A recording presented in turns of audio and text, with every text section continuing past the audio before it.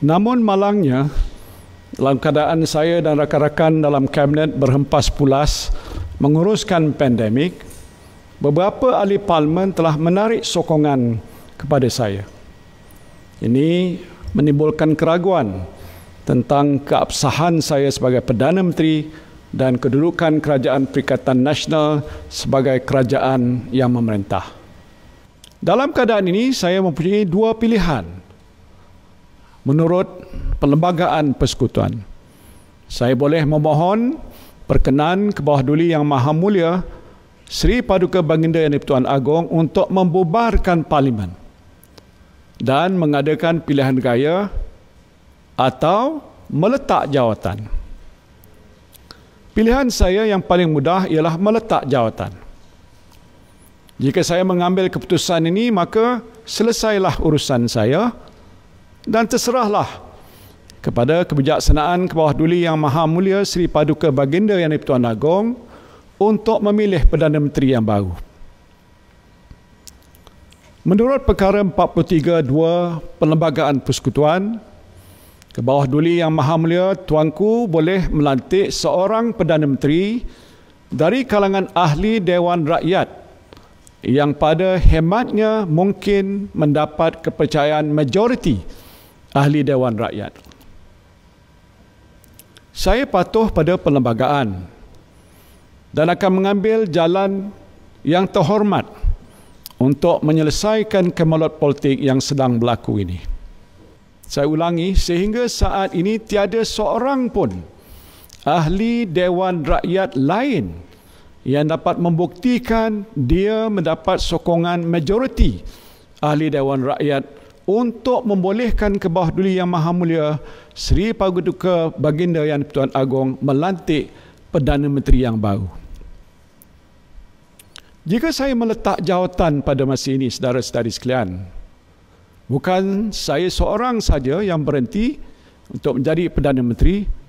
Menurut Perlembagaan Persekutuan, saya hendaklah meletak jawatan seluruh anggota Jemaah Menteri. Ini bermakna Kerajaan Perikatan Nasional yang mentadbir negara pada masa itu akan jatuh. Saya memikirkan dalam keadaan tiada seorang pun ahli Dewan Rakyat lain yang mendapat sokongan majoriti pada masa ini, Perdana Menteri yang baru tidak boleh dilantik menurut perlembagaan. Jadi apabila Perdana Menteri tidak boleh dilantik, maka kabinet pun tidak boleh dilantik dan kerajaan baru tidak dapat dibentuk. Apa akan jadi kepada negara kita sekiranya krisis politik ini berlarutan dan kerajaan baru tidak dapat dibentuk dalam kadar yang segera?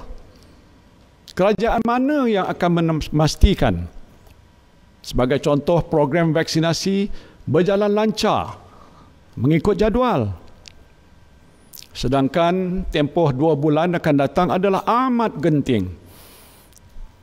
Jika semua perancangan kerajaan dapat dilaksanakan seperti yang dijadualkan, kita akan mencapai imuniti kelompok pada bulan Oktober, insya-Allah.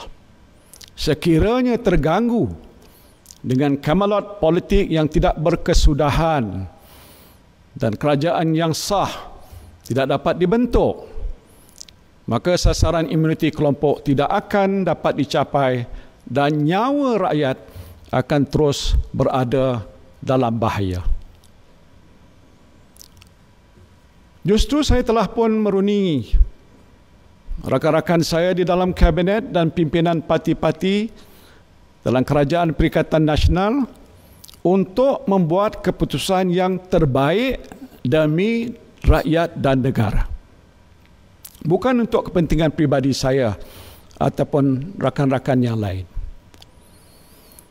Kami telah mencapai satu kata sepakat untuk berunding dengan pimpinan-pimpinan parti di luar Perikatan Nasional untuk meluluskan usul undi percaya kepada Perdana Menteri di Dewan Rakyat.